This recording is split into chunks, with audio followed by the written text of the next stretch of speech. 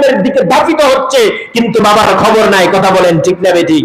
এজন্য মুসলমান ভাইয়েরা, শুধুমাত্র আমার যুব সমাজকে যদি অ্যাক্টিভ করা যায়, যদি আমার যুব সমাজ দ্বীনের পথে ফিরে আসে, যদি আমার যুব সমাজ মসজিদের পথে ফিরে আসে, এই বাংলাদেশ এই লাল সবুজের পতাকা রক্ষার জন্য যদি একজন যুবক তরুণ যদি রাজপথে নেমে যায়, পৃথিবীর সব থেকে জালিমের স্বৈরাচার যেমন বাংলার মাটি থেকে পালাতে বাধ্য হয়েছে, ইন্ডিয়ার দালালও বাংলার মাটি থেকে পালাতে বাধ্য হবে। কথা বলেন ঠিক না বেঠিক?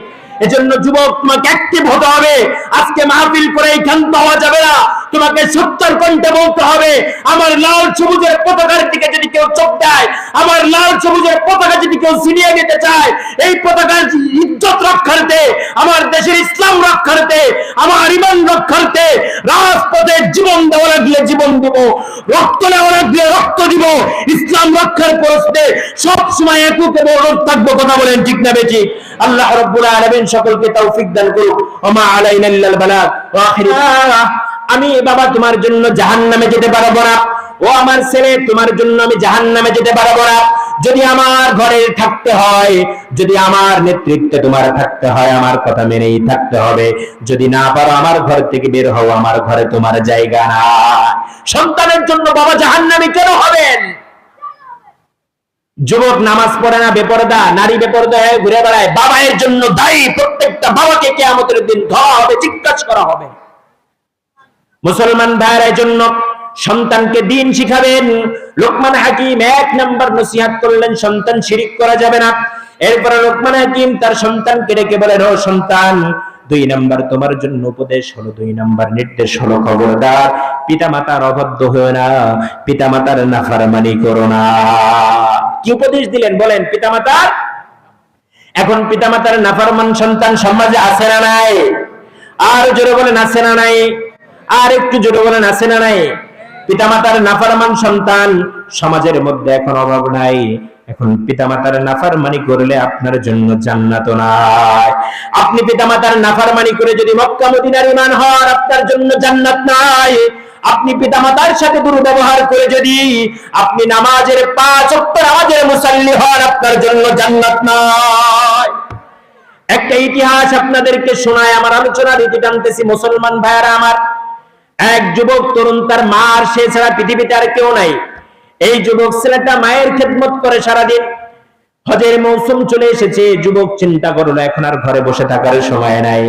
মায়ের কাছে গিয়ে বলে, মা আমি একটু হজ পালন করতে যেতে চাই, আপনি যদি আমাকে অনুমতি দেন। মা দরদর করে চোখ দিয়ে পানি ছেড়ে দিয়ে বলে, ও সন্তান, এখন যদি তুমি হজে চলে যাও, এখন যদি তুমি বাইতুল্লাহ জিয়ারতে চলে যাও, আমার দেখাশোনা কে করবে? আমার দেখাশোনার মতন কেউ নাই।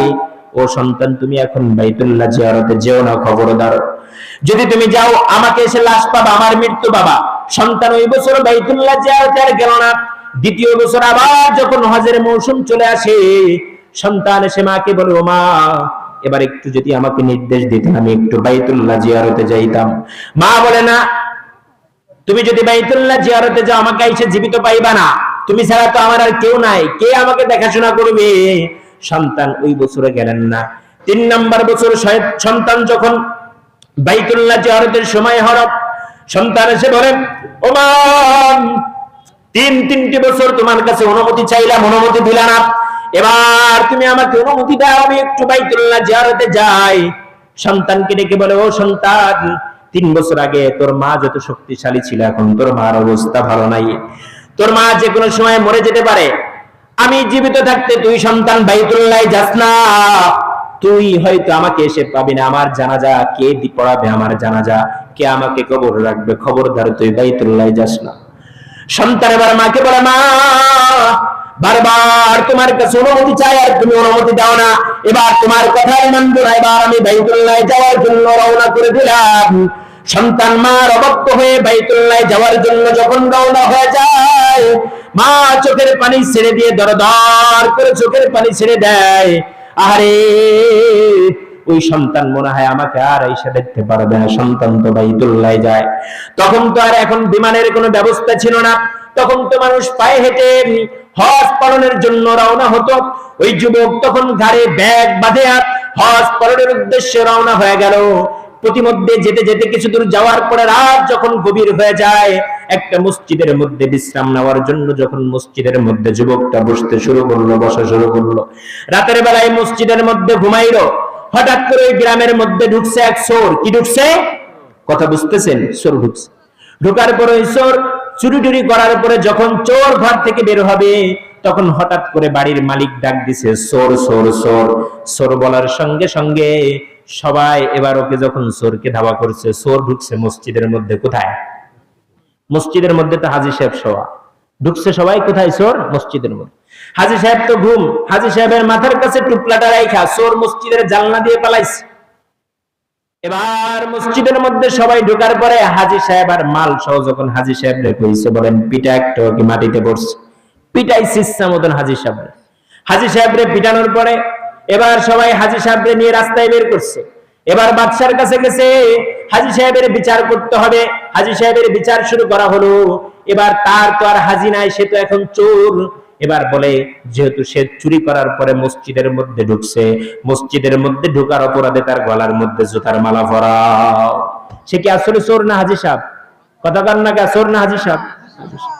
এবার যখন জুতার মালা পরাইছে, মসজিদের ইমাম সাহেব মাইকের মধ্যে এলান করে, নির্দেশ পেল মাইকের মধ্যে এলান করে দাও, চুরি করবে এটা তো একটা অপরাধ, আর চুরির মাল নিয়ে যদি মসজিদের মধ্যে ঢোকে তাহলে তোমার গলায় জুতার মালা ছাড়া উপায় নাই। এবার যখন মসজিদের ইমাম সাহেব মাইকের মধ্যে এলান করে, তখন এবার ওই হাজী সাহেব যে মসজিদের ইমাম সাহেবের হাতটা খপ করে ধরে, এ ভাই তুমি মসজিদের মধ্যে মিথ্যা এলান করিও না, তুমি এলান এটা করো, যদি কোনো ব্যক্তি মায়ের নাফরমানি করে, মায়ের নির্দেশ না মেনে, মায়ের অবাধ্য হয়ে যদি হজ পালনের জন্য বাইতুল্লাহ যায়, আল্লাহ তার গলায় জুতার মালা উঠায় দেয়। পড়ি নাউজুবিল্লাহ। এজন্য দুনিয়ার মানুষ শিক্ষা গ্রহণ করা দরকার। মায়ের নাফরমানি আর বাবার নাফরমানি, মায়ের নাফরমানি আর বাবার নাফরমানি খবরদার কখনো করব। মা বাবার সাথে অসৎ আচরণ করব। মা বাবা আপনার মাথার তাজ, মা আপনার জান্নাত, বাবা আপনার জান্নাত, আবার এই মা আপনার জাহান্নাম, বাবা আপনার জাহান্নাম। যাদের মা বাবা আছে মা বাবার কাছে ক্ষমা চাইবেন, যাদের নাই তারা কবরের কাছে গিয়ে ক্ষমা চাইবেন। আমি তো প্রতিবার যখন বাড়ি যাই, বিভিন্ন কাজের টাকা যায়, মাঝে মাঝে মা বাবার কবরের পাশে দাঁড়ায় চোখের পানি ছেড়ে দিই। বাবাও নাই মাও নাই, এটা পৃথিবীর সব থেকে বেদনাদায়ক শব্দ। যার বাবা নাই, যার মা নাই, সেই বুঝে কষ্টটা কত বেশি। এজন্য মুসলমান ভাইরা আমার, সর্বশেষ লোকমান হাকিমের 2 নম্বর নসিহত আপনাদেরকে শোনাইলাম। তার সন্তানকে ডেকে বড়, সন্তান খবরদার খবরদার, পিতামাতার সাথে কখনো অবাধ্য আচরণ করবা না, পিতামাতার সাথে খারাপ আচরণ করবা না, পিতামাতার সাথে ভালো আচরণ করবা। 3 নম্বর লোকমান হাকিম তার সন্তানকে নসিহত করে, বোনাইয়া আমার সন্তান, আকিমুস সালাত, নামাজ কায়েম করো এবং সৎ কথার আদেশ মানুষকে দাও এবং অসৎ পথ থেকে মানুষকে ফেরাও। এই কথাগুলো সন্তানকে ওসিয়াত করলেন কে? আর একটু জোরে বলেন কে? আর একটু আওয়াজ করে বলেন কে? লোকমান হাকিম তার সন্তানকে নসিহত করলেন, হে সন্তান, 1 নাম্বার তুমি শিরিক করো না। 2 নাম্বার বললেন যে তুমি পিতামাতার অবাধ্য হয়ে না। 3 নাম্বার তিনি বললেন খবরদার নামাজ কায়েম করো, সৎ পথে মানুষকে ডাকো, অসৎ পথ থেকে মানুষকে ফেরাও। কথা বলেন দরকার আছে না নাই? সৎ কথার আদেশ এবং অসৎ কথা আজকে সমাজে বড় অভাব। সৎ কথার আদেশ দেওয়ার মানুষ আজকে সমাজে বড় অভাব। বাবা তার সন্তানকে সৎ কথার আদেশ করে না, বাবা তার সন্তানকে ভালোর দিকে ডাকে না। সন্তান আস্তে আস্তে নাফরমান হতে হতে জাহান্নামে